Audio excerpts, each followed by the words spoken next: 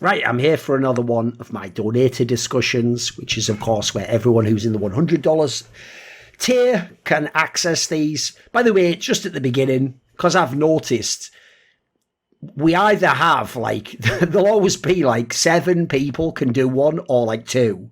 But somehow there's never, like, just 3 and 4 every time. So basically, if there are people out there who've been, like, donators for more than a month, and maybe the times I'm picking or the times where everyone else agrees to, which aren't good for you, just let me know. Just actually hit me up in the messages and let me know if there's a better time or a better day. And I'll find a way on a particular month, not every month, obviously, but I can make it work for certain people and swap around the schedule a little bit. So for this one, I've got one person with me, and it is Matt, who you might have heard on some past episodes. And if you can remember him, because I had him on one episode where it was him, and then I think it was Pacy.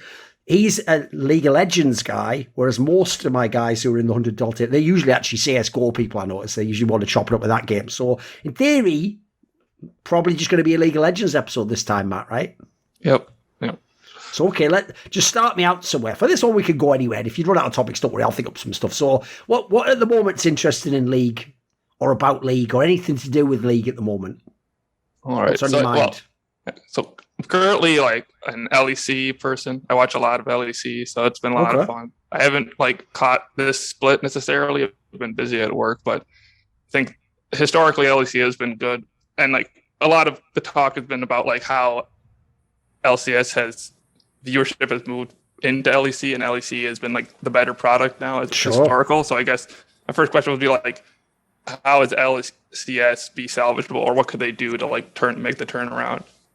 Can they even copy LEC? Or I mean, the first thing I would say is, like, if you actually haven't watched many of the games this split, I would definitely change that, because here's the thing. Even though I'm not a huge fan of sort of the regular split myself, it's not like the biggest thing. Like, basically, if I didn't do a weekly show, I wouldn't follow it as closely as I do. I would just watch the big games. I would say this is actually, unironically, one of the best splits that we've had in LEC, because crucially, it's quite similar to you remember the original Schalke Miracle run in the summer of 2020 when they did that crazy, like, what was it, like 8 games in a row or something, and then it was either 8 or 9 in a row they won, and they made like playoffs in the last spot, and obviously people hoped they would go to Worlds. It's a bit like that, except here's the difference. That split was like everyone was shit, and then it was like people battling for the last spot. This is like, there's actually like a whole bunch of teams that are good. Like, put it this way, you know the Fnatic roster? That team, unironically, isn't even top 3, dude. And that roster is bonkers on paper. The Vitality team is barely a playoff team. G2 themselves aren't even elite at the moment. Like, mate, it's a really good split. Like, XL looks super slick. Mad Lions looks really good now they've added Niski. Like, it's actually, Rogue is back to being consistently good. It's actually a really interesting time for the LEC. But anyway, to move over to LCS, the big problem with LCS, I'll even contrast it like this. Dude, what's brutal is LCS is actually very competitive right now. Like, at the top, it's super competitive. The 3 teams or so that you'd say are the best. No one quite knows who's going to be the best at the end. Playoffs even's competitive. The problem LCS has as a product, as far as I can tell, is as an actual, like, in-game, like, broadcast product, like, it always was the worst of the 4 big regions. I don't really care about LMS and Taiwan. It was obviously always the worst of the 4, but I don't think it's ever been as like sort of apparent as it is now. Like, I feel like every year that goes past, dude, I sort of look down a little bit more on the LCS teams and the coaches, because I just look at the game and I'm like, why is it still so simplistic in LCS? Like, the actual quality of the product's not that good. And then for me, the thing that's really killed it, I mean, people might have saw I made a video with this topic last year. For me, the only angle I could tomorrow start to turn around the LCS is I can do it with narratives.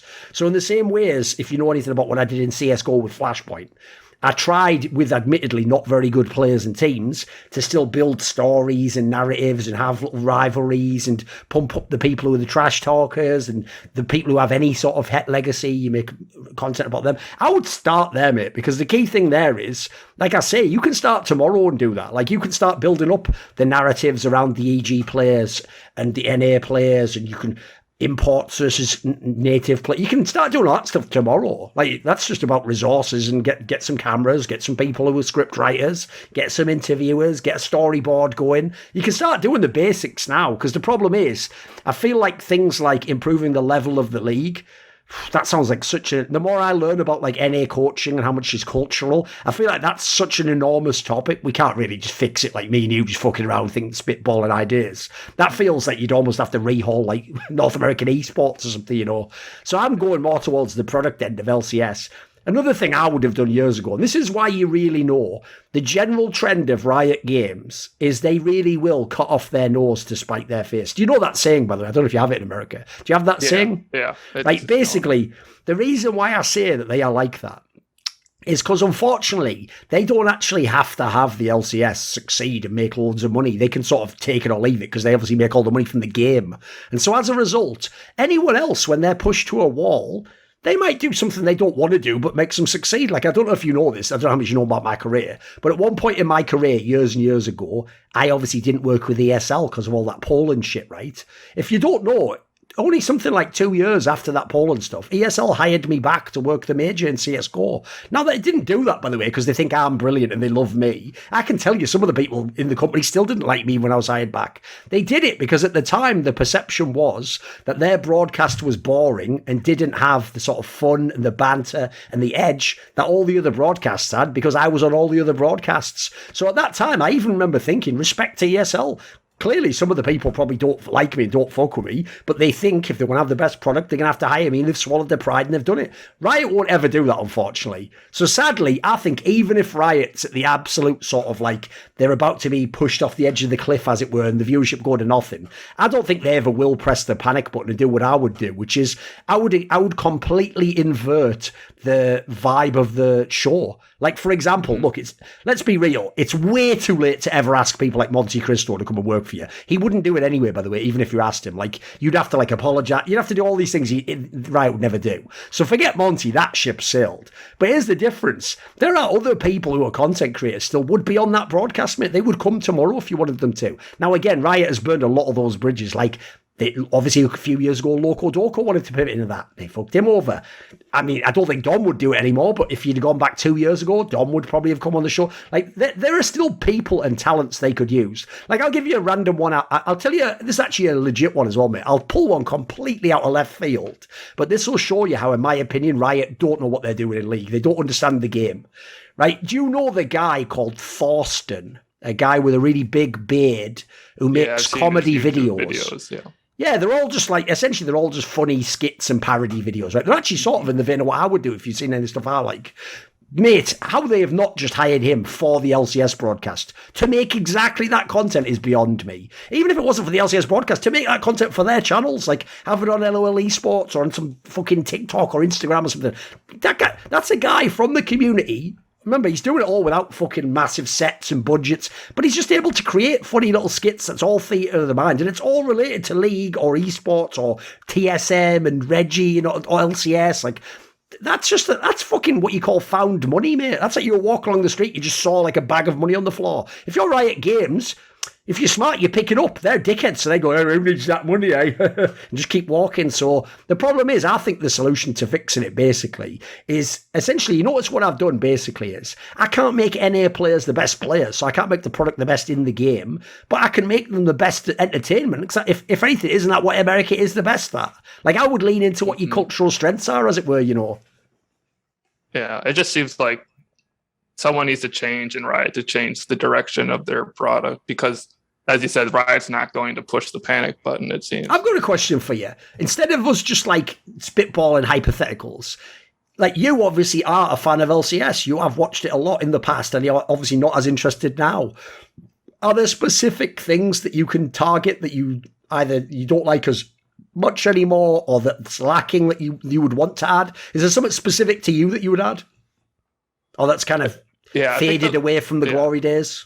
Well, I think just the point that they focus on worlds a whole lot, and like it's become more and more apparent that NA is never going to be like a top 4 region, or like they are going to be the 4th if they are top 4. So I guess the amount of time that the broadcast like spends on like talking about worlds and talking about international and like comparing themselves to the other regions, it's just like they should probably just get away entirely from it and just go back to entertainment. Because the NA Rams can be fun to watch and stuff. It's just that like they're always put in the light of like bad. They're bad. They're not good. Oh, players. For sure, yeah.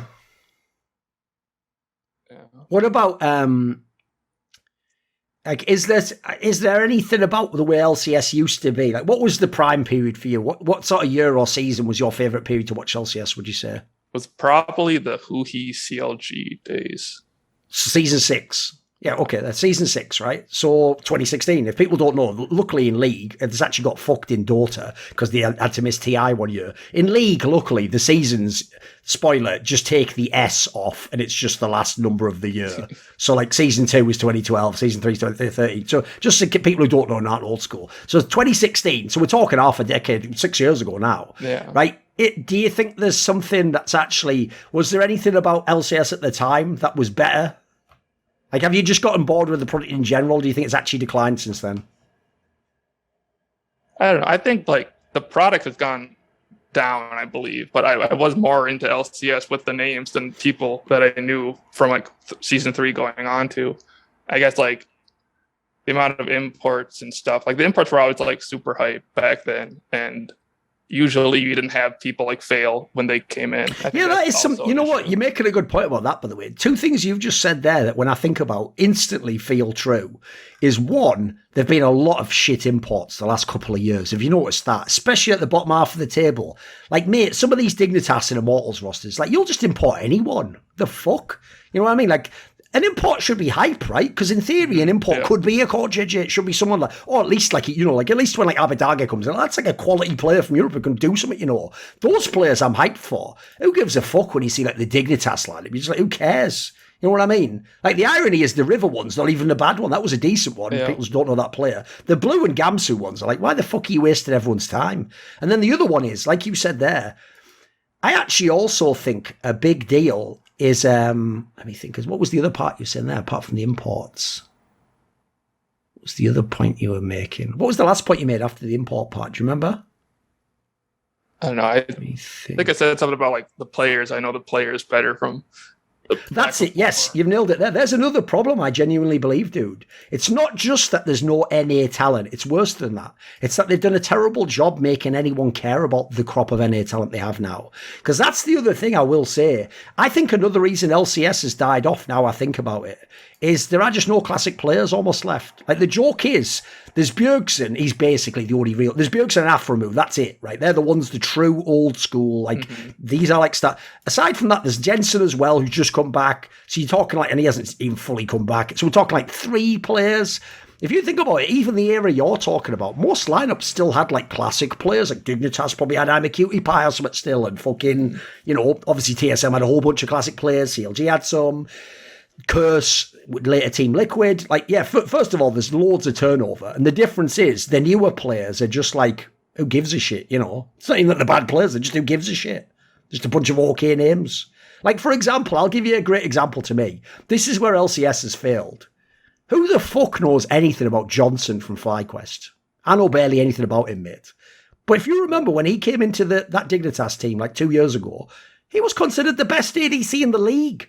He was considered for like a good year or two one of the hottest prospects. But I barely know who the fuck this guy is. They haven't sort of built him as a star. They haven't put a lot of effort into showing me who this guy is.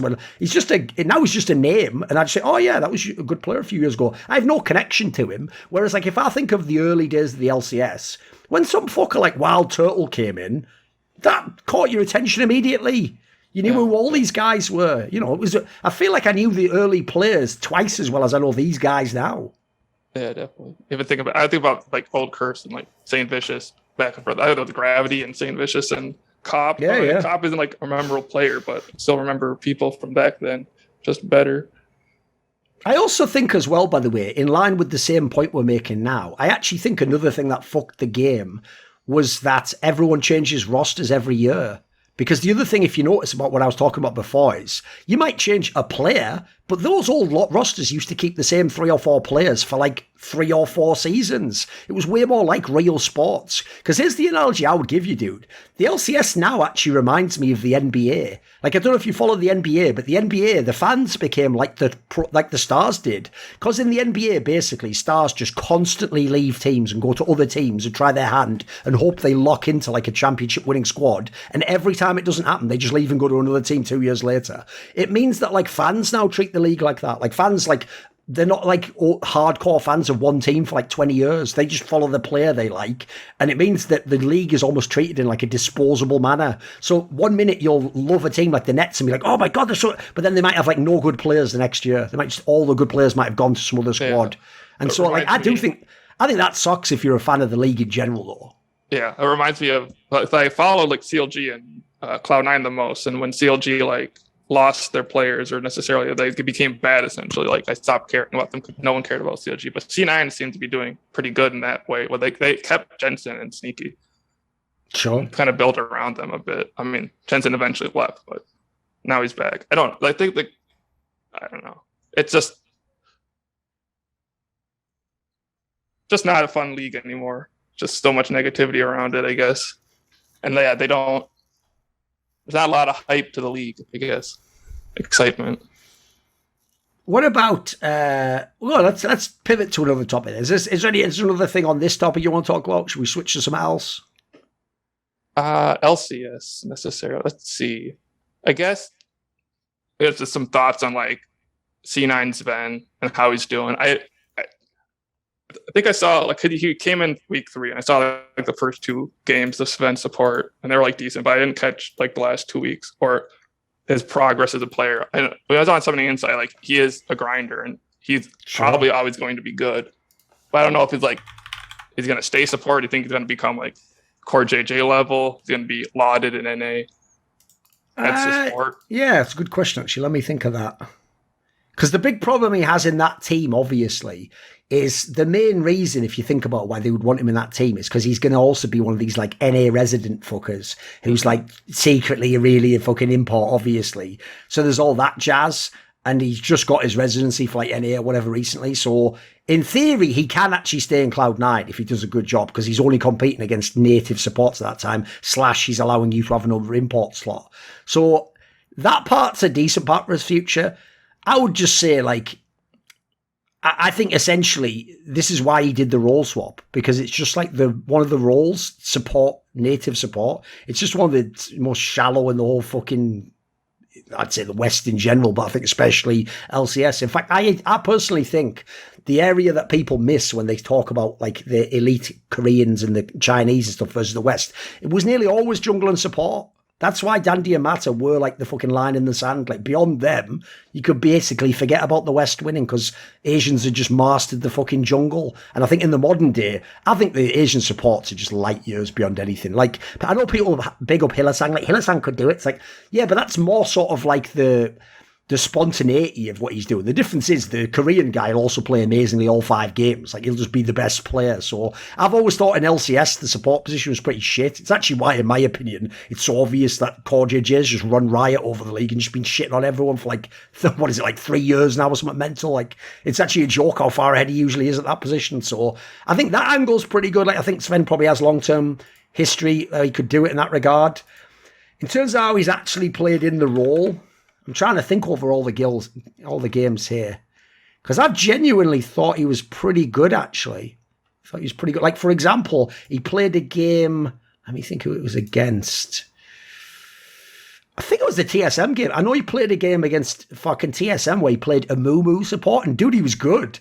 It was actually a good pick. He was pulling off some like pretty cool shit. I know, obviously, if you saw the Summoning Insight, you know this, but one of the first things he also did was play Yuumi. But the difference is, he didn't play it like a meme. He actually was like harassing in lane and like fucking trading health. You're doing all the stuff you're supposed to do, like all the actual. Yeah, exactly. He was doing so. That suggested to me, like first of all, already I thought he pretty much was looked up to LCS speed. But most crucially, the exciting part is that he's trying to do all these like.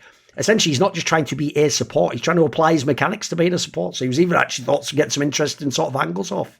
So I think it's an interesting angle. I don't think it's what's going to make the team sort of live or die, but I think for me, it's more what it can do for the future. Because obviously the key thing, like I say, since he's classed as an NA resident and he's now role swapped to a weak position, he could be in this team for years, no matter what the rest of the team is. Maybe the rest of the squad changes and Zven stays. Because you notice because he's been treated so well by Cloud9 and now he's got the residency, I actually get the vibe, by the way, he's going to be like Jensen and his career's just in NA from now on. Like, as far as I know, I don't think Jensen ever, by the way, really thinks about coming back to Europe or gives a fuck. I think he's like Froggen and Zven. He just likes living in NA now. Some people dig it, you know. Yeah, I think his spot's like pretty secure on C9 if he wants to stay in support for the next couple seasons. It also helps that they know him and he's in theory they like his attitude and all that jazz. Like if you notice, he's now twice let himself be put on the academy team. So, and the one last year wasn't even his fault, mate. It's just that they didn't agree with how the team was playing elsewhere or something. They thought him and Perks were too argumentative together or some stupid shit. So he's been a fucking soldier. Like Cloud9 is to some degree owe him a little bit. Not totally, they definitely paid him all that salary, but they owe him a little bit, I think, for his loyalty. Yeah. So it was definitely worth giving him a shot. I almost forgot that they benched him last year. It's wild, isn't it? Yeah. Because remember, it was for that King guy. He was the one originally played, if you remember. Yeah, exactly. Yeah. Right, what else? What move to now? There's, I guess, we could relate this over to like other leagues as well. But what I thought about for the last LCS portion, it's like how because I kind of hate how like meta dependent league is, and I think like people who play their style and play the champs, like, is there any good like ways that people can play their own stuff outside of the meta and like still win and do good? And like what I remember from like last season was the Pride Stalker guy on Golden Guardians was like an assassin jungle one trick. Yep. And like they played that style the first season, I think, but I think they just went back to meta now. But like he played like Zed, he played Kiana, and like is it just because like his team wasn't good enough, or do you think like it's possible like this guy is known to be assassin jungle, so we're gonna play assassin jungles, and like can they get wins with that? I guess the other guy is like Malice. Malice plays farming jungles only. Right, here's the problem. Is if you want to talk about the Pride Stalker guy, right, the issue with him, I don't think a lot of modern fans know this, because again, they do a terrible fucking job on the LCS show, I'm afraid. He used to be in the EU LCS in like 2017. Did you know that? Yeah, I think he played Rengar. He had like a Rengar one trick, I think. And basically, he was playing on like Rockart, and then he went away for a few years. And basically, here's the problem. From what I remember, he used to have a very similar rep to the player, if you know the LEC, Keyray. Do you know that Dutch player who got into Misfits a couple of years ago and then bounced out again? He kept going in and out, right? Because the premise goes like this.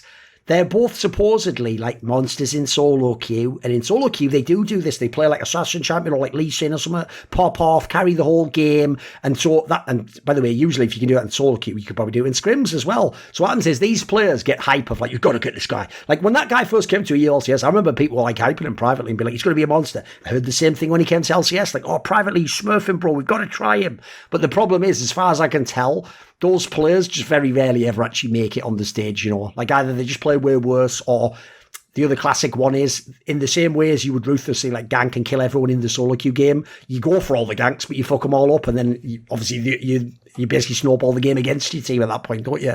The problem with jungle always will be, you can get away with doing nothing, because then someone has to have a lot of nuance to know if you were doing nothing or you were just pathing the wrong part of the map. But if you do a gank and you fail and you die, you just look really shit. So the problem, I think, for players like him is, first of all, you're right. If you swap to like a tanky meta or not playing assassin, he's going to have a hard time. But then secondly, I also think that style of player, that's like the ultimate sink or swim player. He's either going to be really good and look great, or he's just going to fucking just sink like a stone and he's going to look really bad because he's going to fuck up a lot. So, I mean, I get the vibe. It just hasn't really worked out, has it?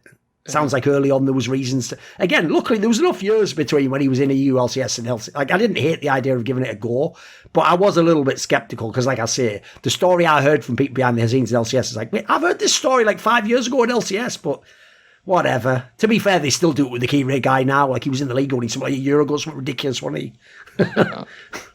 And by the way, I also don't blame teams in a sense. Like, if someone really does have mad talent, but they just can't sort of do it on stage, what you're sort of doing is just gambling. Maybe I'm the guy who gets lucky and he's figured it out, you know? Yeah. I guess I'm more curious about, like, the meta proofing. Like, if you put, like, a good enough team and, like, teammates would play around Pride Stalker, and, like, if you didn't have these other, like, stage issues, like, could you make a team where you'd have an assassin jungle, whatever that may. Hopefully there's like 5 picks so you can't ban him out, that he just always picks. Like, could you like meta? I mean, I personally wouldn't pick him myself. I don't know why I have to make the team around him. Not him, but like, just say someone else who's like very unique. Like they only play like one style champion. You got another person in mind, but like, it just like Here's the problem. I think here's the thing. I think you can offset people's weaknesses. I actually think in theory it's how you should try and build teams that you offset people's weaknesses. Like, for example, here's the thing. You don't just give up because a player's a choker. Put players around him who don't choke, or put like a great leader or something, or someone who's amazing at comming. You know, there's ways you can offset it. But the problem I have is I do think League as a game, of all the games I've followed in esports, is probably the most ridiculous for like the game itself, nerfing players, as it were, through nerfing elements of the game and like the meta switching and all that jazz. Like, I've never seen a game that can sort of handcuff you as hard as League of Legends can. It's why I actually think sometimes, even though the narrative is like, and then this legendary player just wasn't as good the next year. It's like sometimes the meta just fucked them up the arse, mate, and they got sick of the game and just quit after they had like one bad split, you know. That's happened in League. So I think that's the shame. Whereas the difference is, if you follow any other esports game, even Dota, you can actually go against the meta and win. Like, if people don't know, that OG team actually won TI playing completely against the meta at the time of Dota 2. And the team they beat in the final, by the way, were like arguably the best at that meta. Yeah. So you actually can do it. Whereas I think in League, I think there's a lot of luck required. Like, I don't even think it's just get the meta. Like, in my opinion, those teams that won just because of the meta, like FPX, you also need to sort of get the right opponent, if you know what I mean, in the bracket at Worlds. Like, you can't just have it willy-nilly. You've got to get, like, the specific team you can beat. That's, like, if people don't know, the real reason why most people who are experts think FPX winning Worlds is a little bit overrated is I actually think the Korean teams would have beaten them if they got into the final, but whatever, a little bit of a controversial take, but that's just my take. So I think G2 sort of did him a favour in a way. Well, I think FPX also, like, because of the whole meta slave narrative of League of Legends, like, people just ended up trying to play FPX's style, especially G2 in that final, right? I mean, like, it's because people mind fuck them into thinking, right? Yeah, people are trying to tell you if they beat you, they must be playing correctly. Where it's like, I would say in line with what you're saying, no, they're just playing according to their personnel, a more effective style in this meta, as it were. Because, the reason why that's the ultimate example is, what a stupid idea from fucking G2, mate. With the players they had, they were the team that could have found a solution. But as you say, they just tried to like do some stupid mirror matchup or something, or take away things they thought FPX wanted. Yeah.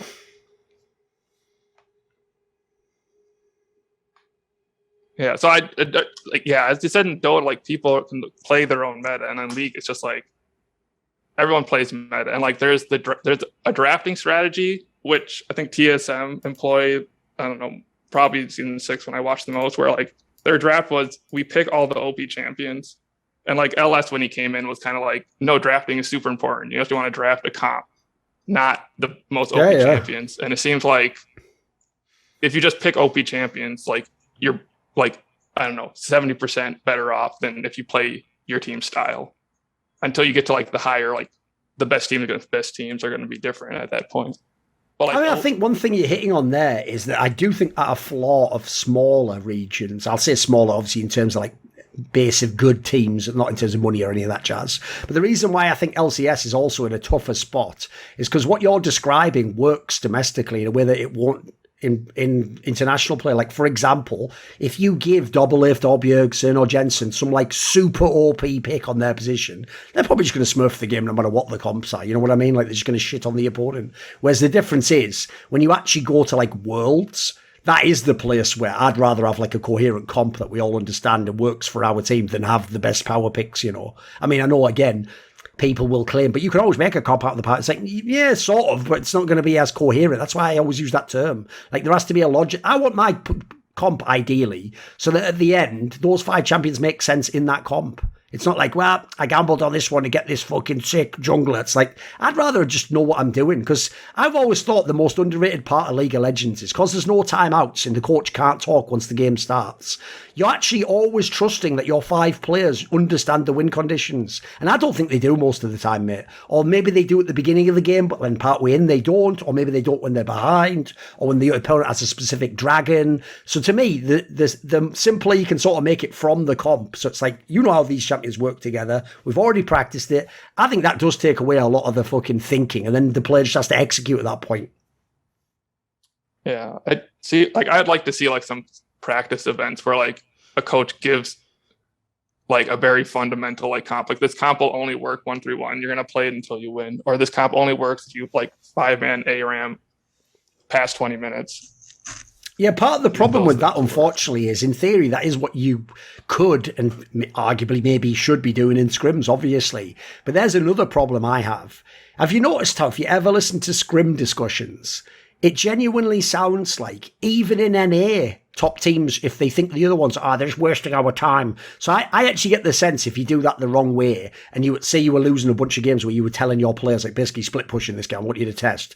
And you could have grouped it, had like a chance to win a team fight, but you keep split pushing, you lose the game. I get the vibe they might even be stupid enough, mate, if you lose 3 scrims to be like, you're wasting our time, don't book a scrim block against them again. So I do also get the vibe people try and win the scrims in NA. That's also been a classic problem throughout history. Yeah. So I also think, basically, if you noticed how a lot of these issues ultimately do just boil down to why are NA players so fucked up in the head? And then that just becomes a cultural debate, doesn't it? So, as I always say, I can suggest things you could do in the video game, but I can't fix an entire generation's minds. You know? Yeah. That's a little bit outside of my purview. Yeah. All right, so I'm going to jump to LEC. Let's do it. And I guess I want to compare like Nisqy and Larssen. And so Larssen, like, he got the rep of like a control mage player, but he had that one season where he just played like a butt ton of Lucian. And like he was of course, super good at he was Lucian. probably the best in the West, yeah. And like people don't ever give him credit for that. Whereas like, and Nisqy came in like, apparently his narrative was like he only had like 3 champs. He only played 3 champs. But like on his off season, he got up to speed and he's playing more like a facilitator role in the mid lane, and people don't give him like the star ability.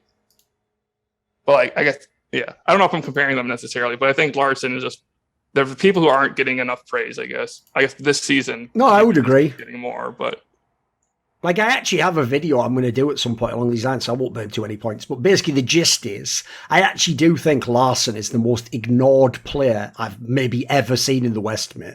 Like, he is now, understand, this is something, mate, like his 5th split in a row, his team has been like the best in the LEC or tied for the best. Like, mate, could you imagine a mid laner having 5 splits in the LEC or LCS where his team is the best or contender for best, and you're never a true MVP candidate? That's mental. That's absurd. The mid lane is the most impactful role in the history of the game.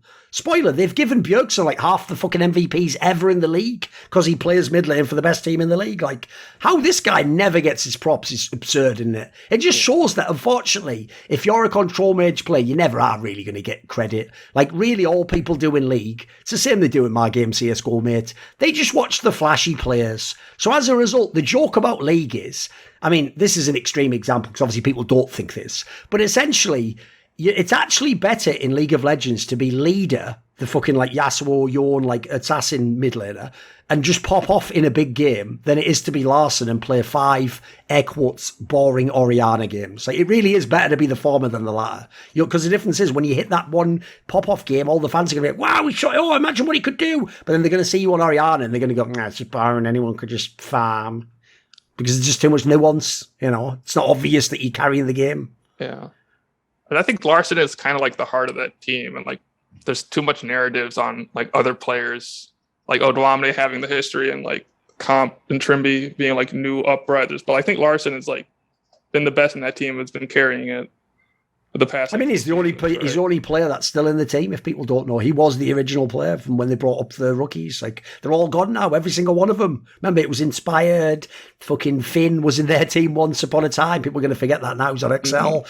You had fucking, that was it. Because obviously Hansama was the ADC. My old boy Vander, long gone now, off in the RLs or whatever, or sub for some fucking team. I think he's actually the sub for Misfits still or something ridiculous. Or maybe he's on the ERL team, I'm not sure. No, I put it this way, I definitely think those are both historically underrated players. Like, I'd even say Nisqy now, it's probably even a little bit hard done by that. What I think people do with Nisqy is I think they still use like his narrative from when he just joined Cloud9, which if you remember was almost like, oh, he's just like the fucking sidekick to Blabber. Remember, that was like the narrative. Yeah. Whereas the difference is, I would say the last couple of years, especially when he joined Fnatic and then now with this team, I also think he's just actually a more legit straight up mid laner himself. Like, even just in lane, he's better, mate. Like, he actually looks like a good player in that regard. I think also the thing with him as well, the reason why people don't give him like star status is because if you notice, like from when teammates talk about him, I get the vibe, hence why he had that sort of slightly supportive playing style. I also get the vibe he's not like an alpha personality, he's more sort of one of the boys, as it were. Mm-hmm. Yeah, we heard that. Both underrated players, though, for sure. Yeah. I guess. See, it's who else is on the Mad Lions? It's Armut and who's the bot lane? I mean, the bot lane's very interesting now because it's Kaiser remained the support player, who I always thought was very good. And if you know, it's famously always has like weird champion picks. He actually used to play Wukong, if people remember. And then the ADC is a guy called Unforgiven. It's actually written like Forgiven, like the fucking name, but it's Unforgiven. He's actually a Swedish ADC. And mate, he's actually really good. He's like probably the best rookie to come in, I don't know, this year. Maybe there's a date on that. No, I'd say probably the best rookie this year. He's mega, mate. He plays like, not only does he play the meta ADCs, he plays fucking Draven. Like, this guy's actually a good player, mate. Yeah. I think I caught the Draven game. Like, Mad Lions is a good team. I know the names aren't necessarily like classics from the LEC, but they're a good squad top to bottom. They nearly always start out well in the early game. Their only problem, basically, is they're sort of the new rogue time, as it were. Like, they do sometimes where it's like 30 minutes just... There's a couple of games where it did seem like they randomly just like threw the game for no reason, so that's a little bit disturbing, but you have to realise this was a team that didn't even make the playoffs in spring, so they're actually in mega position now. Some people think they're like the sleeper best team in the LEC. Yeah, been hearing that. I guess, like, I don't know if you know any of the personalities, but like, do you know if like Unforgiven or Armwood have like the star quality that like the team can then play around with Niski being like facilitating, or is like Elyoya a possible role? I don't know if carry jungles are a thing anymore, but I mean, the problem is, in theory, you still play like around Niski to some degree. I would say the reason I think their team works is because, right, Armut is the player where, for me, he's almost playing like a wild card role because half of it's like weird picks when he used to be able to pick the Wukong. Wukong's now a jungler, so he's not picking anymore. And then at the time, he used to have a fairly limited champion pool. Remember, the hype was like, but if he gets to the playoffs, he's sick or whatever. So that is to some degree true. Like, he does seem to have a pretty good mentality. Like, even when that guy feeds, I don't think it really affects him. But as a result, I don't see him as someone you could like build the team around. To me, he's a bit like a Whippo, if you get the analogy. Like, you actually want those guys to be sort of a bit of an X factor, because what you want is them to randomly win a lane against someone or like carry a game where people think they don't have the right champion, but they're not the team that can't be your main player that everything's based around. Mm-hmm. So the good thing for me is this. I think Niski's sort of like halfway there. You can do a pretty good job with him, and obviously how he combines with Elyoya and Kaiser is really what people wanted him in the team for anyway, because he seems to make them very good. And when they're on their game, Elyoya and Kaiser, they can be like arguably the best jungle support duo. I think they're pretty much in the conversation. So to me, the fact that the Unforgiven guy, when they play around him, I do think he's carried, actually. I think he's been pretty good. Like, when he can get to team fights, he is a good ADC. So I think, actually, I do sort of feel like they're lacking a true superstar. Maybe the Unforgiven guy can become it in the future, though. But the good thing about their squad is I just think it's a really well-balanced team. Like, as I say, I actually rate the jungle support duo fairly highly. So I think from top to bottom, it's a pretty well-balanced team. It's not one of those teams where, like, this player's shit, but then this guy's really good. It's more like, I think they're more, like, pretty good at their roles across the board. All right. And Mad Lions won with Humanoid, but the other players were the same. And they had someone else besides Unforgiven, right?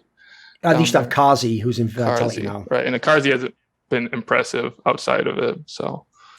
I mean, in general, I was never a Kazi fan anyway. Like, I thought he was pretty decent when he first came in LEC, but to me, I mean, obviously people can disagree, but I just don't think he developed that much. I thought he sort of stayed as the same kind of player. Yeah, so I just don't know. As I said, there's no, like, superstar, but, like, if they win, are they winning off of that trio, like, just being good together? I'd also say as well, one thing you always have to credit Mad Lions is, I do think, I mean, obviously Peter Dunn from EG came from Mad Lions, but I've always thought Mad Lions generally do a pretty good job setting the team up, drafting for them, how they adapt week to week. Like, the coaching staff seems to be doing a pretty good job. So that's the other reason I think people think they're a dangerous squad. Put it this way, I don't think they'll win LEC. And actually, if you wanted to, I could tie that back into what we're just talking about, which is the problem is, essentially, is Niski going to win LEC? It's not like he can't, but he's sort of, I'd say he's a borderline player to ever accomplish that, if you think about the people who've done it in history. I mean, by the way, you could also put the same criticism against XL, who's also one of the best teams. Like, is Nuke Duck at this point, all these years into his career, going to win LEC? Probably not, if you had to guess. It's not he's going to carry and be the MVP, but he's on a team that's good enough to. Like, I actually feel like, personally, if you look at all the top teams right now, as much as people are going to go, you've done it again, like, if you just look at a mixture of like form, who else is good, and then the rosters, Rogue's in a great spot again, mate. Maybe this is the split last and gets it done. Yeah. That'd be a blast of the past if you got Mad Lions Rogue final again. It's not impossible though, yeah. For sure. I also think, quite frankly, now that Mad Lions has done it again and they've got another quality squad, mate, we have to just give both those orgs credit, Mad Lions and Rogue orgs, because they've now made multiple contender teams. We're talking 2 or 3 of them each now. This is impressive shit. Like, they've been cycling players in and out. Remember, Mad Lions was a contender when they came in, like, in 2020, when they had fucking... What even was the name of that top laner? Do you remember? Does anyone remember?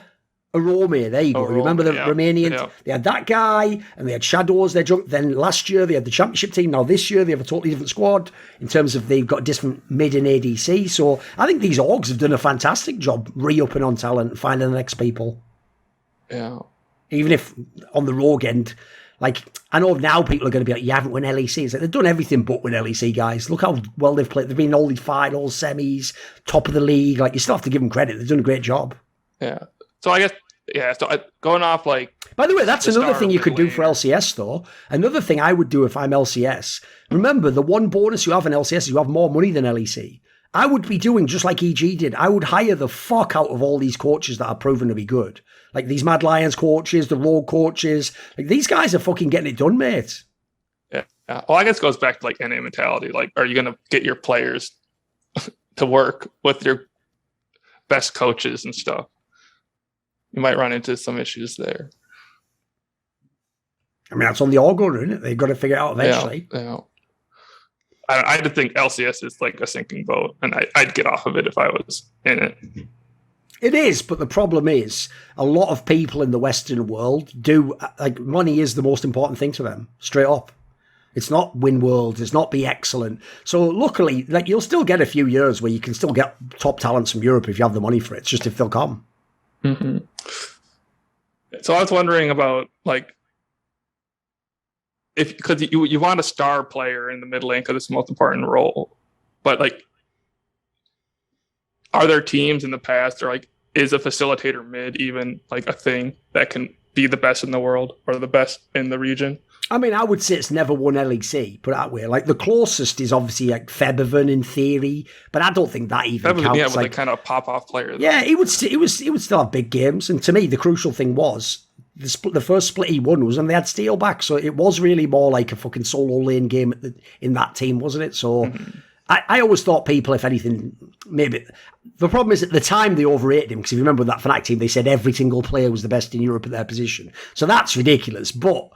in history now, he's probably actually a little bit underrated because of how his career ended. So, put it this way, if Nisqy wins, I'll be very impressed in that regard. I don't think anyone's... Like I say, to be fair, he's actually shifted a bit from his own narrative anyway. But yeah, the idea a more supportive mid would win LEC, I mean, that's crazy, because obviously LEC is all about the star mid laners, isn't it? It's about having the Perkses, the Caps, the Froggins, the Xpekes, the Febivens, all those guys, those monster guys, you know. Yeah. Like, the difference is, obviously, if you just wanted raw power, this is a league that has caps. It has humanoid. It even has, like we said, it has Larson. Perks is still there. So there's pretty tough competition just at mid lane. That's also the reason why I think it'll be hard for XL and Mad in the playoffs. That is also because your direct lane opponent is a superstar most of the time. Yeah, exactly. So in the playoffs, you're going to have to go through them. Yeah, you're going to have to play a caps or a humanoid at some point. That's why the real shame, unfortunately, I've gone on about this on my side shows, but the people that don't have an eye test don't see this, mate. Believe it or not, Perks is actually pretty good on Vitality. He plays pretty well game to game. The problem he has is Vitality's a shit team, so they're not going to win playoffs, and they're almost certainly not going to go to Worlds. So sadly, he's not on the right team in that regard. Yeah. Here's the sad thing: no one thinks this through because obviously he gives a fuck now. The real move is this, mate. I'd like to know what someone like Perks would be like if he had a team like Mad Lions around him. Now you'd have my interest. Yeah. Because obviously Perks essentially is famous for all the things Nisqy is, but more. Yep. You know? Yeah. I think he'd be a great player to sign for a team like that. And also, by the way, because no, I've never brought this idea up, I even think Perks would mega fuck with the mentality of people like Armut, fucking El Yoya. Like El Yoya's super aggressive. Armut just has that vibe where you just laugh off losses. That was the G2 style. You do that just so you don't get too rattled. You know, you go, fuck it, go next. And you know you can come back. You don't carry the burden of the loss and all blame each other and let it fester. So I even think sort of the vibe of Mad Lions, because they seem to have sort of a jokey vibe, you know. It's also another reason I think Nisqy fit the team. Seems like he took a little bit of pressure off, you know. Yeah. Well, I'm excited for Mad Lions in the playoffs to see how far they go. This could be a really interesting playoffs, mate, because the key thing is all those teams that are on top now are the ones that in theory have less experience winning and are more questionable. But then you're probably going to have teams like G2 and Fnatic just come up from behind, but with all these superstar like champions, like so it could be like, I can't even predict what way the playoffs are going to go. It could be one of the craziest sets of like upsets, and like who even knows who's going to be the pairing in the final. It's almost impossible to guess. Yeah. I guess, I have a question on Astralis. So the thing about Astralis is that they essentially like resurrected Splice with those players. Sure. And it's like, are they winning because the same way Splice won is like, Splice was known as like the gatekeeping team, where like they just win late game macros or late game team fight, I don't know, macro. That's how they're winning most of their games anyways here, this split. Like, are they good enough just because that style is like not many people play against it in LEC? I mean, I will say there are some similarities, primarily because think of the three players they kept specifically. Remember, the other players on that team was Svenskeren was the support. Everyone forgets him. Obviously, he changed his name after that. And then the mid laner was Humanoid. If people forget that was his first year when he came into the LEC, right? Well, the problem is, supposedly, I mean, obviously, Humanoid was a mega player, and it goes without saying, fucking the Daehawk guy isn't as good. So they can't have that strength, obviously, they can't be as strong. But if you look at some of the stylistic elements, some of it has remained, because the key thing was, in that team, you had Vizicachi, he was like a shot caller, and famously was never like the fucking guy who was like the god of laning anyway. Cersei was the jungler, but had that really weird farm jungle style. By the way, he's always been the same player. And then Kobe, I always call him Reckless Light. He's just an ADC who's going to do all right in lane, but if you get him to the team fight and you peel for him, he'll do damage consistently, and he is an above average to average ADC. So in that sense, yes, they do have some qualities like Splice, because, for example, sometimes they do draft scaling, sometimes actually they do look like they win or are in position to win games because of like Vizicachi mid-game shot calling and more towards the macro side of the game. So they have got some qualities that have some similarities to it. The problem is they're obviously just a way weaker team, because as I say, they don't have a Humanoid. Even the Svenskeren guy, actually, it's the one role they're better at, because the Yonghoon guy, this Korean support player, he's the most ridiculous definition I've ever seen of found money, mate. I've never heard of this guy, and he is actually legit good. Like, he has shown a whole bunch of champions he can play make. He's actually just a good player, mate. Like, he's been one of the factors that allow them to have a chance. So I think they've been decent. I do think part of why they're winning sort of more brain than it is like broad, as it were. Do you think they have like the clout now to get like a star ERL talent into the team next year or something, or someone better? Or like, the problem is, as far as I know, it was never about that. It was more that they, as far as I know, the Astralis org just doesn't want to spend money, mate. Like, if you look what they're doing in CSGO, they don't buy big name players. And in League of Legends, they had the OG period where they already didn't spend much money. They just got lucky that people like Deficio could get the talent to come. He's not there anymore. Obviously, he's at Misfits now. And so the problem I have now is I just don't know why anyone would join Astralis. Remember, the days of people joining to be in like the 8th best team in LEC, they're gone if you're a good player. People would rather just stay in a top ERL team and wait for the offer. What you do now if you're an ERL player is you just wait until you're on like a top ERL team. Hopefully you have a big run in either ERLs or EU Masters, and then you hope you just get the offer directly from like a top 4 team, top 5 team, and you just go straight to Misfits, Mad Lions, whatever, one of these sorts of teams, you know. That's what you wait for now. You don't go, well, see if I can rescue SK. Like, no one does that. And spoiler, SK and Astralis, they're not going to pay you either. You're going to get fuck all money. You're just going to lose for not that much money and tank your career. So the sad thing is, yeah, I can see what you're getting to. Essentially, if you could just take I mean, realistically, if you could either just get an amazing ERL ADC or some like beast fucking next great mid laner, yeah, you'd be cooking with gas, wouldn't you? That team might actually do something, but I don't think it's going to happen. Like, I imagine they'll just be with a similar sort of comp like this. Like, I think basically Astralis, the best case scenario is just maybe sneak the last playoff spot. That's about it. But it's not a great team. Like, they largely win from exploiting mistakes of the other team. The Jonghoon guy doing a few players here and there. Yeah, I think that's another thing that killed LCS was, like, people were more fearful of bad teams or bad orgs. Like, the bad org just got worse. In LCS? Yeah, in LCS. Could be. Yeah. See, it's something on my mind. Yeah, so I guess this is a completely different, not totally different topic, but like, let's do it. I see like Tahm Kench is like, I hate that champ along with Yuumi, and like they're like, it seems like these things just like they turn the meta like too hardcore, like too much like towards them. Like the Senate Tahm Kench lane has been like staple for like 3 years or something, and like Tahm Kench has been reworked and it's still like meta, and like the champions just like it stopped other supports from being played, and I just don't think it's a good or fun champ at all. The problem, as far as I can tell, this is something someone should really address in League, because it is sort of an indictment of the game, is there are certain champions in League of Legends, like the most obvious ones that immediately come to mind are fucking Thresh, Lee Sin, let me think who else we're going with here, Tahm Kench, Rise, is that it? I feel like those, maybe nah. I feel like these champions, mate, most of them will always be in the game, regardless of whether they were buffed, regardless of the win rate in solo queue. It's like the kits of these champions just provide you something in pro play that are worth it, even if the champion isn't going to win lane or isn't just like the strong pick in the meta. Like the Tahm Kench, the problem is just the ability to eat the fucking teammate is just so OP if you have like a team fight comp in it, or you have some ADC that you need to rescue. Like at that point in time, it's not even about picking a strong support. It's just worth it for what it might, like the implied value for the rest of your team could be crazy, couldn't it? I've always felt like what that implies about any of those champions, like I say, is essentially you've made the kit too strong no matter how powerful it is. Like it's like I say, it's not about damage, it's that something in the kit is just all like essentially like that's why Thresh is the good example. Even if Thresh was absolute shit as a support, you could win games just off the fucking teleport, off the lantern usage if you did it right, couldn't you? Yeah. Just landing 3 hooks in a team fight. Like that'll win you games just by itself, doesn't it? Yeah. Lantern ability is OP. It is, yeah. Yeah.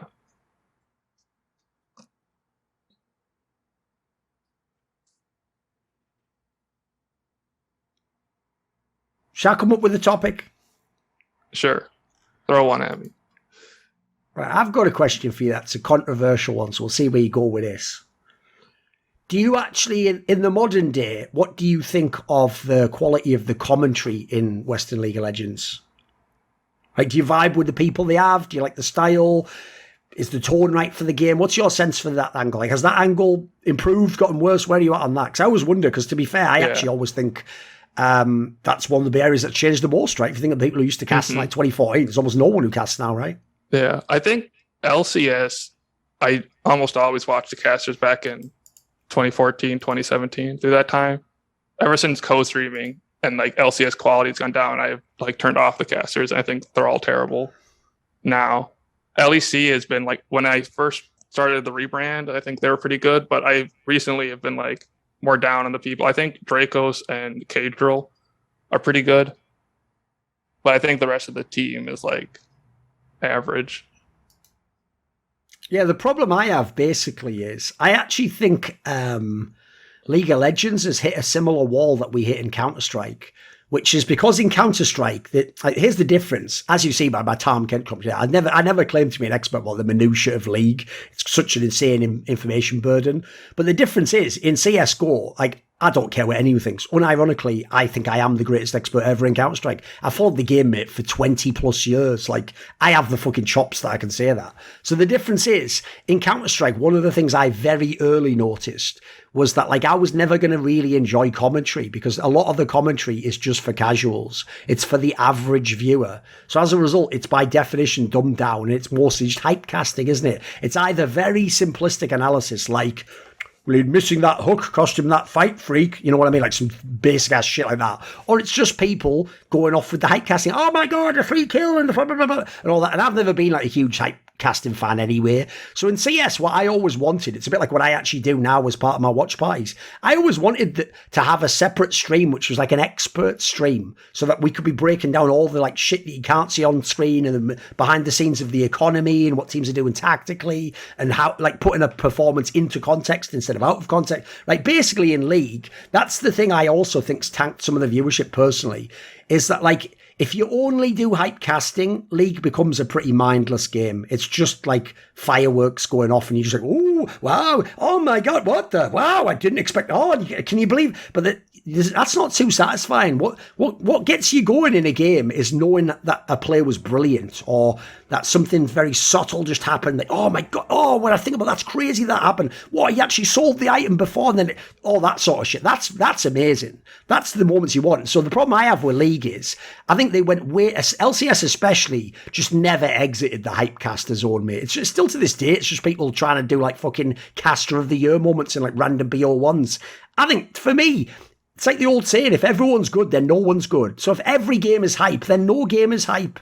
If you do that same, if you go to a 10 out of 10 scale for every Baron fucking flip, then it ain't that exciting anymore when something real happens. So I've always thought the problem in League is, because I'm not an expert about League, as soon as core streams came along, mate, I was just instantly over there. And by default, unless I'm doing like an official thing where I have to be on the main stream, I never watch the main fucking broadcast. I either watch without sound and have my own thoughts, or I go watch a core stream. So if I see Dom or LS stream, I'm going to instantly tune into their core stream. I wouldn't tune into like fucking Bozo Double Lift's core stream. I'd rather watch him actually play the fucking game. But the others, that's exactly the stream I want. I want them just analysing the game, high-level references to other regions, subtle things that they noticed in the match, maybe have other experts on. Like, I think that's a way better product generally. That's why the fact that Riot themselves seem to be a bit torn about if they want core streaming to continue or in what way, that in itself shows that they're sort of a bit lost on what their product is. Because if you just want raw viewership, like across the board, as you don't care about being on your stream,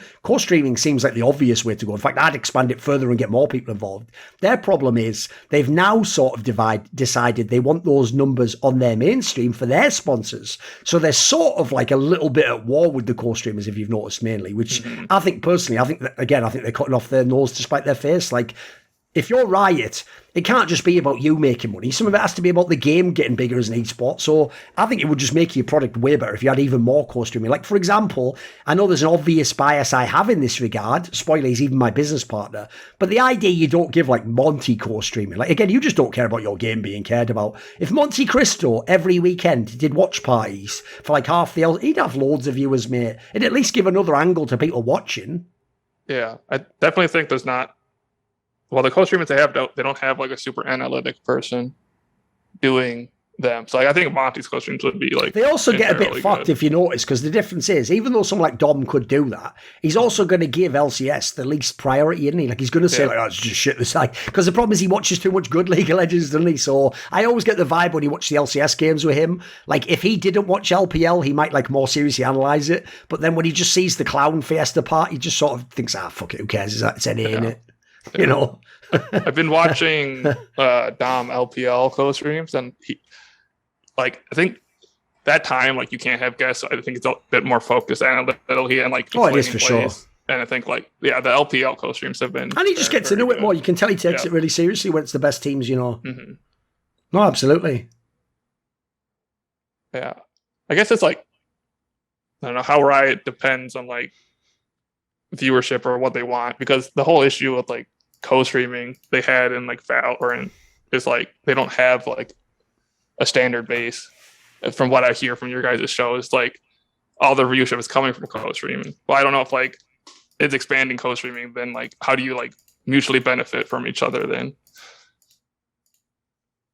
Who the fuck knows, mate? See, my problem in all these areas, one thing I get sick and tired of in esports, is people trying to do like 4 things at once and 2 of them are mutually exclusive. That's like fucking Riot Games in a nutshell, mate. It's like, don't know about you, I can only solve problems one at a time myself. Like, you know what I mean? Like, I can't do 4 at once. Like, so my problem is, what's your real problem? If the real problem is we just want more people to care about LCS, well, bingo, co-streaming. Yeah, but then some of the viewers go away from us. Oh, so then that wasn't the biggest problem. Right. Could we please get to the bottom of the real problem? Well, the biggest problem is I need to make more money. Well, here's ways you can make money. You could invite this person. You could do this with the game. Yeah, but I don't want toxic people making. See what I mean? That's what Riot Games is like, mate. Every fucking time you whack the one mole down, the other 2 moles pop up, and then they go, fix those for us as well. And it's like, and the worst part is, the whole time they're doing this, they never just admit, like, you know what?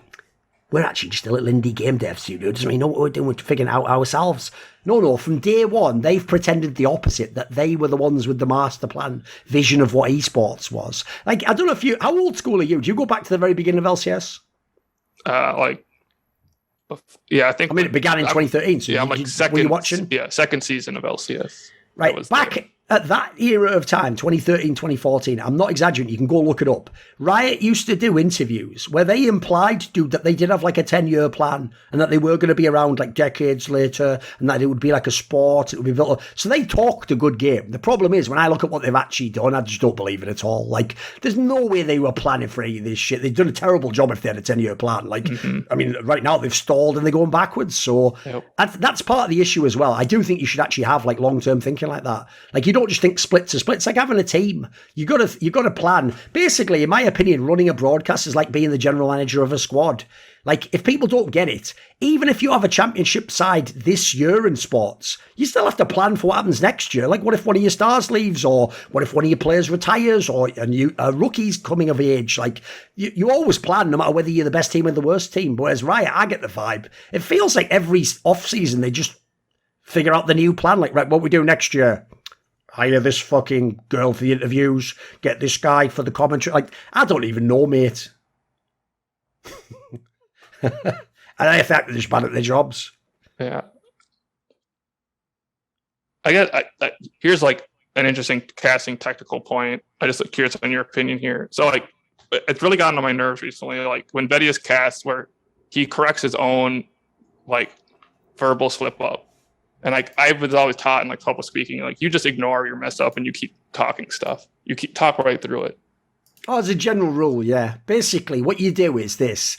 His problem there, if I had to guess, by the way, is like a lot of talent, I imagine he's sadly caught down the rabbit hole of reading the feedback from fucking fans about his own work, which is the dumbest thing you could ever do, I'm telling you. Because what it does is it doesn't make you slightly improve and figure out your weaknesses. All it does is it's like having someone who hates you just describe everything they don't like about you at that second. Well, guess what? Spoiler, you can't even solve some of those things. Like maybe there's nothing you even can do about your voice or whatever the fuck they're randomly complaining about. So if I had to guess, what happens is, because guys, again, remember, he wasn't a former pro. The second he says a name wrong, a date wrong, a fucking thing, people, idiots, are going to go, you didn't know that actually it was humanoid and Mad Lions, not this. You know what I mean? Like, they're going to do that. So I get the vibe he's trying to like fix that and quickly correct. But I agree with you. I think it's just bad for the broadcast. What you do if you make a mistake like that is, it's one thing if like you're still in the same sentence where you fucked up and you say, actually, sorry, I meant to say this. And then you keep make it not a big deal. But yeah, never stop and be like, oh, earlier when I meant like, that just ruins the flow of the broadcast. Mate. Like, you just got to take it on the chin, know you fucked it up, and then I would just give someone the advice that I give people in my companies in any way, which is the best way to show you sorry about someone is just do it better next time. Just get it next time. Just do a better job, you know. Because in general, you shouldn't really be having that many slip-ups as it is, and you've got to just let them go because they're not a big deal. Like, people don't notice them. That's part of the problem with being on-camera talent. It feels when you're on camera like every word you say is going to be scrutinised. Most of it's going to be forgotten, mate. It's more the vibe. It's like, what did you communicate to someone's brain? What sort of attitude were you giving off? Like, the specifics don't matter as much. Yeah. But I hear, like, you're on Monty's show. It's like sometimes you, like, slip up team names. It's just because you're thinking about the next thing and stuff. You just, like, everyone, like, who's paying attention knows what team you mean. So you just go past it.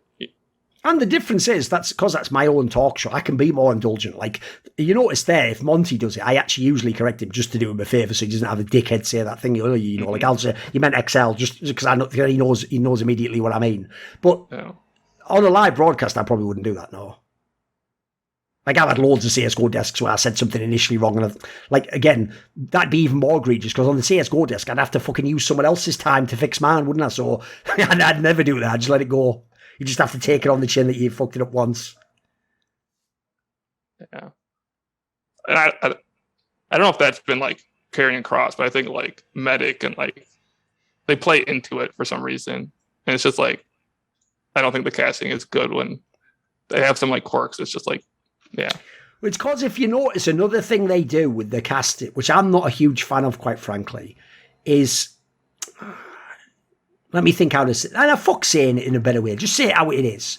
They're all fucking narcissists who also, at the same time as they're doing the LEC broadcast, they're sort of getting off on the fact that them and their friends are doing the LEC broadcast. So half of the vibe of what you're talking about is like, if you notice, they do this primarily to Vedius. He's like the main butt of the jokes. Like, they sort of, it's all about mocking him in a way. That he's like he's the punchline for half the jokes, if you notice. So like half, it's like, you fucked that up, or you picked the wrong team, or whatever. But then in general, that is how they generally communicate with each other, as in general, if you notice. It's all just like shitty self-deprecating humour or like snark towards people. And I'm not a huge fan of that in general, mate. Like, it's one thing if it's funny and you get a line off, but like, I think that becomes so self-indulgent. Like, at the end of the day, in theory, when we do a game, I want you to think we're the best casters in the world, doing the best game in the world. I don't want you to be like, lol, Tony Europe's, who cares? Lol, fucking silly old Vedius. Like, no. I want you to think he's a really good caster. Like, if you work with me, I'll guarantee you, look at people who work with me on desks, mate. If you're someone I respect, I'll make you look better when you work with me, not worse. You know? Yeah. Like, I even think, quite frankly, as I've alluded to and sort of hinted there, I think they go way too hard on Vedius. Like, they do make him the butt of the joke half the time. I mean, I assume some of it's because of whatever his personal relationships are, but I think it gets a bit tired. Like, I think I've definitely seen the effect on Reddit, mate. People act like he doesn't know what he's talking about. I think he's a fairly decent caster. Yeah. I think he's pretty good, like, explaining the analytic and like the in-depth stuff. I like him generally, mate. You know, his knowledge seems good. He's got aside from these flaws, which, if you notice, I think are sort of more from the people around him who his circle is influencing him.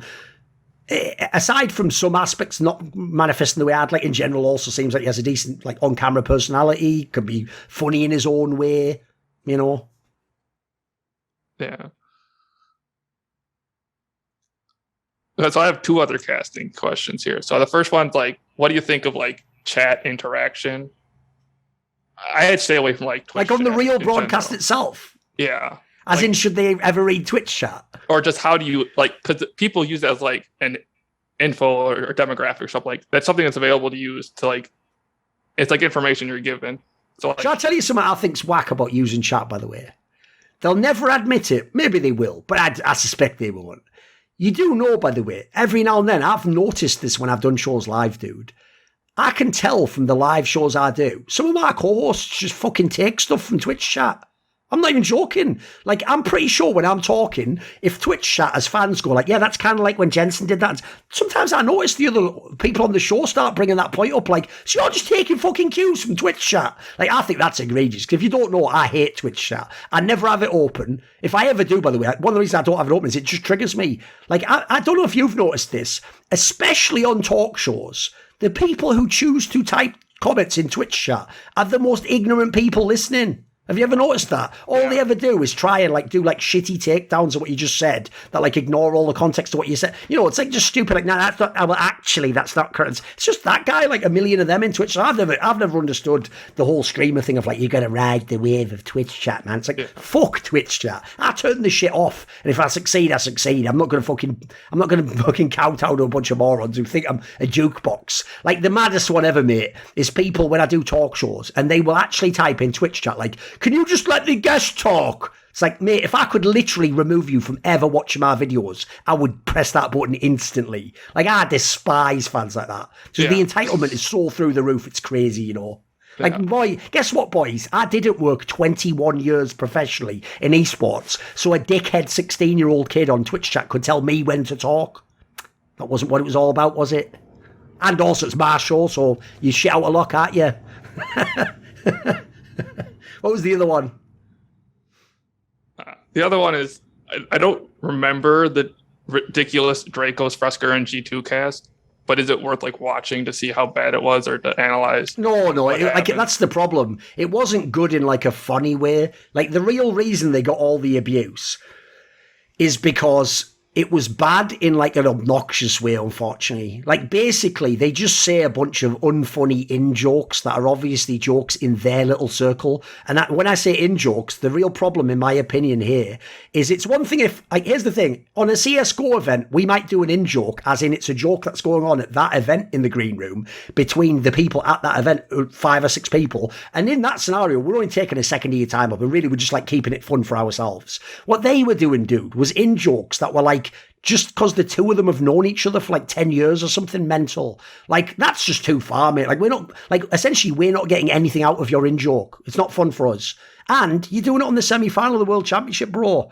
Like, if this was like a random group stage game between Gigabyte Marines and fucking Clutch Gaming, yeah, who gives a shit if you do it in that one? They were doing it in the semi-final of the World Championship. And as you say, it was between G2 and fucking Dam 1, like one of the games of the year, potentially. And they're just doing shit jokes.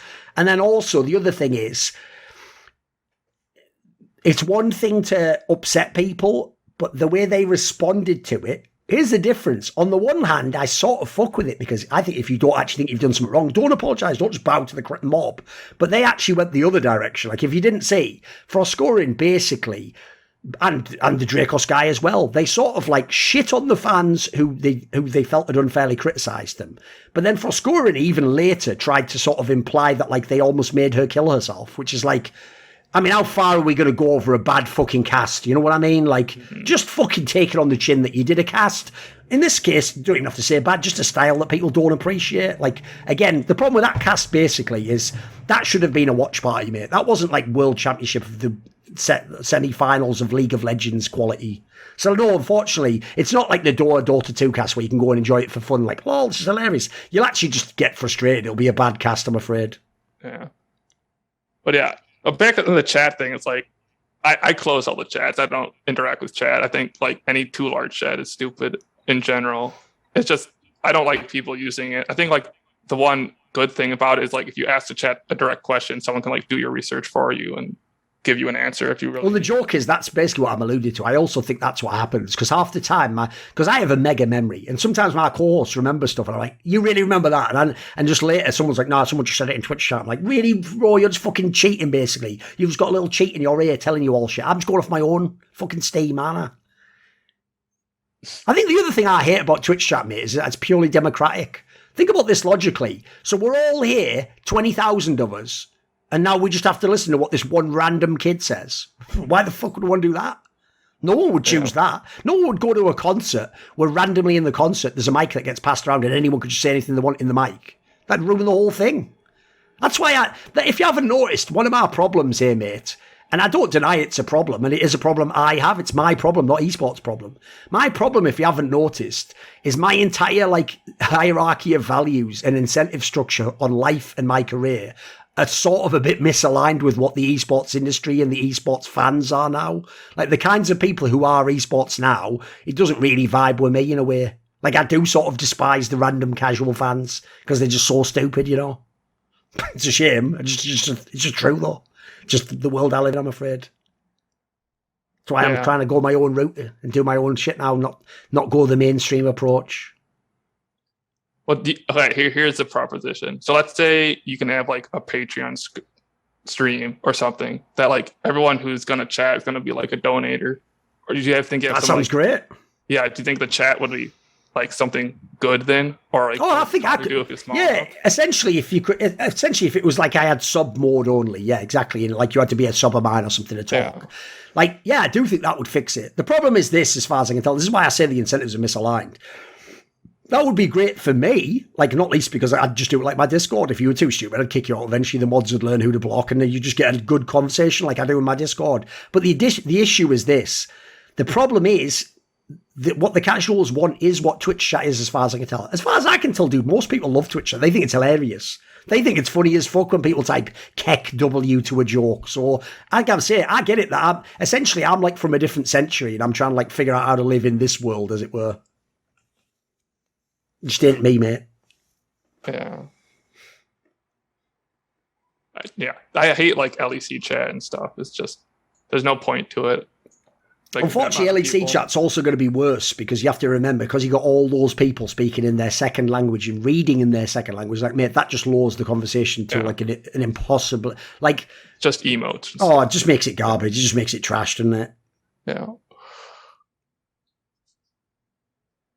And League in general was hardly the most cerebral fans anyway, was it? It's all just fucking idiots just going like, sure, or just saying stuff about football or something like, oh, you boy, Yankos, Mr. Spear. It's like, yes, he played in Italy this split, you can't. Why are you bringing that meme up? But it's all just the same memes being hit hard as fuck, innit? Yeah. I guess you could believe League fans are bots, mate. Like when they just repeat the same lines over and over, don't they? Yeah. Oh, the thing like I'm like amazed at in a terrible way is like there was a TSM chant in LEC because they referenced Kabi's TSM days.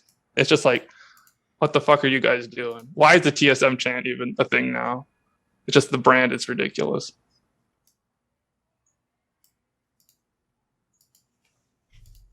And it's not even used well as a brand now, is it? No.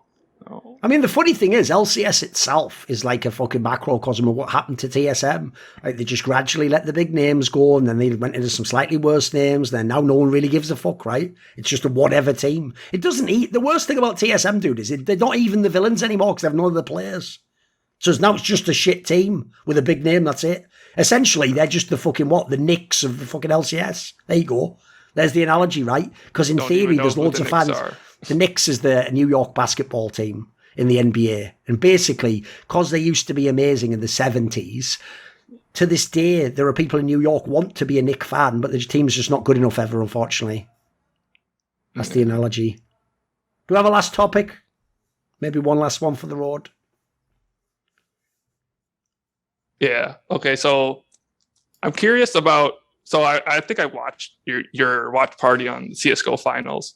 And I think I've watched some of your parties earlier as well. Like, it seems like you are like a lot more like the firework reaction. Like, you a lot more energized when you see the big plays than I see you in your videos and like other stuff. Just like, is this how you enjoy like the sports and like stuff? And like, why is it different or from how I see you normally? Because to me, it's also the reason why I actually think it's really stupid that people think that like colour commentator and analyst are the same job. They're very different jobs. Like the colour commentator is live reacting to what is happening with some analytical component. The analyst already knows what has happened and now analyses and tells you after the fact.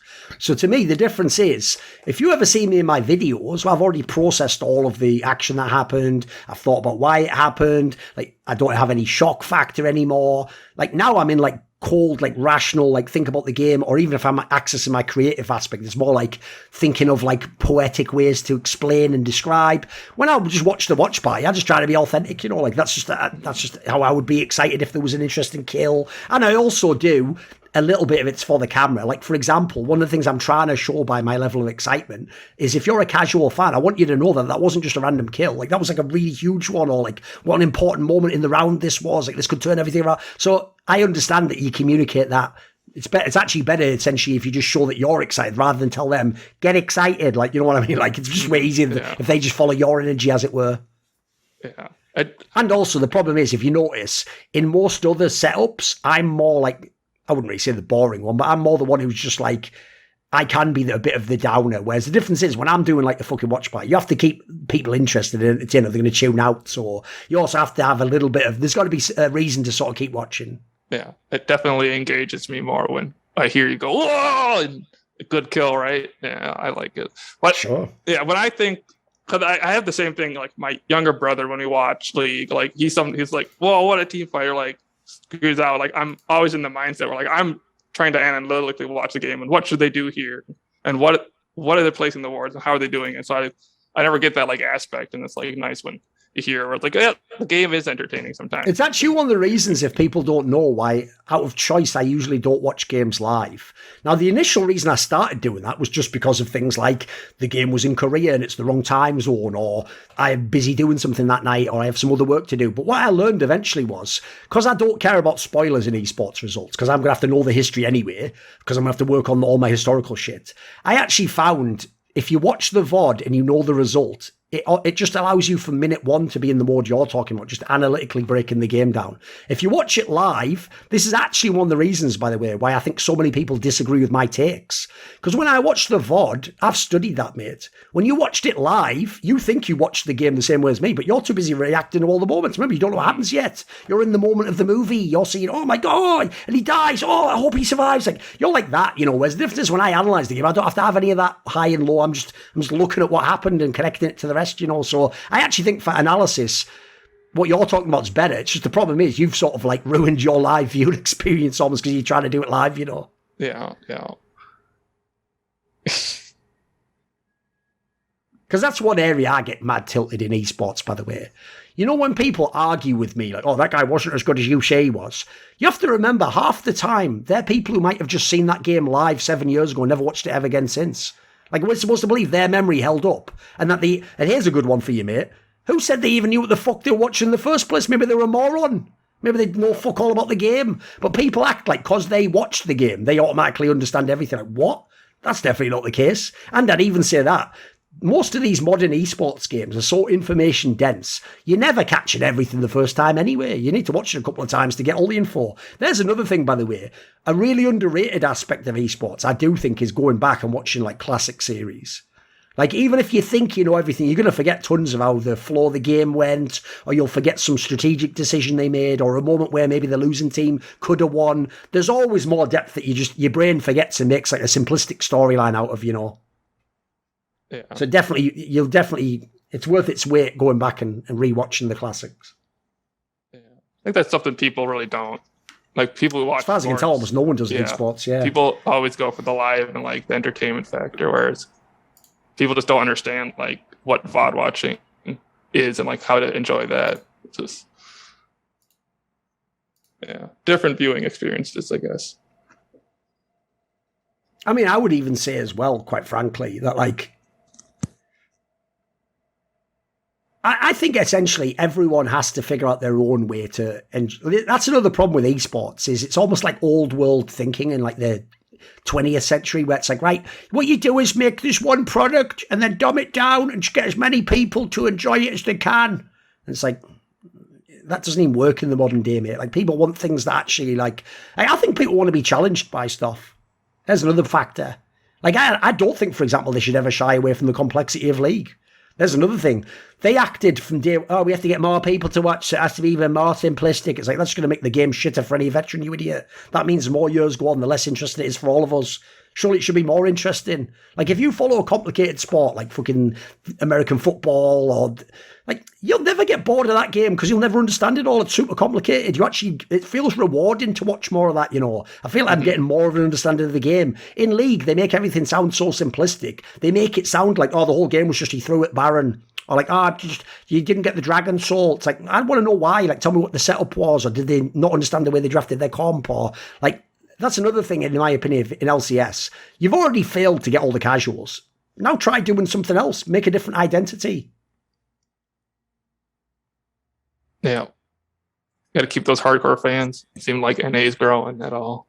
This video was supported by Kill Your Inner Loser, Travis Goff, Ahmed Hadjou, Matt Pugnatio Rajcula, Hades, Animosity, Joseph Ginsburg, Tobias Bernasconi, Bot Pounder 420, Jensen Goh, Kovacevicd, Pacy, Tosh, Ochs, Thooorin, and a special thanks always goes out to Jerky's Minion. Would you like to suggest a topic or a guest for my content? You want to ask me a question at one of my monthly AMAs? Do you want teasers, find out who the upcoming guests are? Or maybe you want to take part in one of those lengthy esports discussions with moi? Well, if so, put your money where your mouth is. Join the Scrilluminati today via the Patreon link in the description box below.